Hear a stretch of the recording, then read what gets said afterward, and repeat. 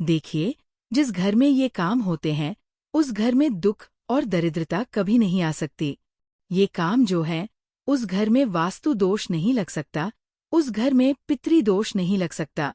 अगर आपके घर में भी ये कुछ कार्य होते हैं, तो पितर आपसे कभी रुष्ट नहीं हो सकते, नाराज नहीं हो सकते। कौन से ये कार्य हैं? जहाँ पर होते हैं, वहाँ पितरों का आशीर्वाद बना रहता है। आप सब जानना चाहते हैं ऐसी बातें? हर माता बड़े ध्यान से सुनती है। बाबा लोग भी जानना चाहते हैं, तो जरूर सुनिए, प्रेम से सुनिए, दोहराकर सुनिए, लेकिन इसका जो नियम है, उसका पालन अवश्य करिएगा। तो कहा जाता है कि जिस घर के पुरुष से नारी प्रसन्न रहती है, उस घर में दरिद्रता नहीं आ सकती। जिस घर में रहने वाली नारी सदैव प्रसन्न रहती है, कभी नाराज नहीं होती, कभी क्रोध नहीं करती, अपने पति से प्रसन्न रहती है, उस घर में सुख समृद्धि बनी रहती है। घर में रहने वाले ससुर, देवर, भाई, हर पुरुष से नारी खुश है, उनके आदेश का पालन करते हैं, तो घर में आनंद बना रहता है। जिस घर में नारी खुश है, वो घर मंदिर समान होता है, उस घर में देवता का वास होता है। इसलिए आप लोग कोशिश करें कि नारी का सम्मान करें। माँ, बहन, पत्नी का सम्मान करें। यदि वे कोई भी आदेश दें, तो उसका पालन करें। उनकी बातों का सम्मान करें, मर्यादा का ध्यान रखें, जिससे नारी प्रसन्न रहे। पत्नी को खुश करने के लिए सिर्फ पैसों की जरूरत नहीं होती। यदि आप प्रेम से बात करें, सम्मान से बात करें, इज्जत दें, तो नारी इतने में ही प्रसन्न रहती है। इसलिए इस बात का जरूर ध्यान रखें।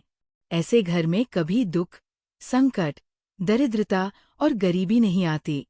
जहाँ नारी खुश होती है, वहाँ कहते हैं कि जिस घर में पुरुष भी नारी से प्रसन्न हो, उस घर में दरिद्रता नहीं आ सकती। नारी को भी ऐसा कोई काम नहीं करना चाहिए जिससे घर के बड़े बुजुर्गों को गुस्सा आए या पति को क्रोध आए। नारी के कर्तव्य क्या है? हर रोज सुबह उठें, घर को पवित्र करें, सुंदर प्रसाद बनाएं, अपने घर में रहने वालों को खिलाएं और सबसे हंसकर बात करें।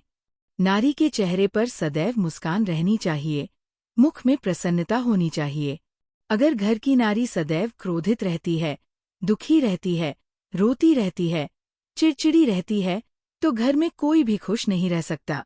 जिस घर की नारी अप्रसन्न होती है, उस घर में लक्ष्मी माता भी प्रसन्न होकर नहीं रह सकती। इसलिए हर नारी को चाहिए कि वह मुस्कुराते हुए रहे, घर को पवित्र रखे, सबका सम्मान करे, प्रेम से बात करे। नारी और पुरुष को सीताराम समान रहना चाहिए। माता सीता के जीवन में त्याग और तपस्या थी। माता सीता ने अपने पति धर्म का पालन किस प्रकार किया? हर नारी को ये सीखना चाहिए। राम जी ने पति धर्म, राजा धर्म, पुत्र धर्म और पिता धर्म का पालन किया और मर्यादा को बनाए रखा। इसी तरह पुरुष को भी अपने धर्म का पालन करते हुए मर्यादा का ध्यान रखना चाहिए।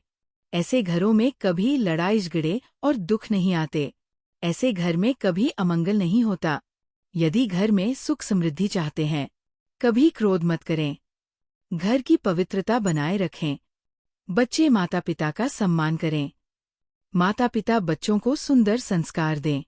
ऐसे घर में सदैव पितरों का आशीर्वाद बना रहेगा। प्यार से बोलिए और प्रेम से रहिए।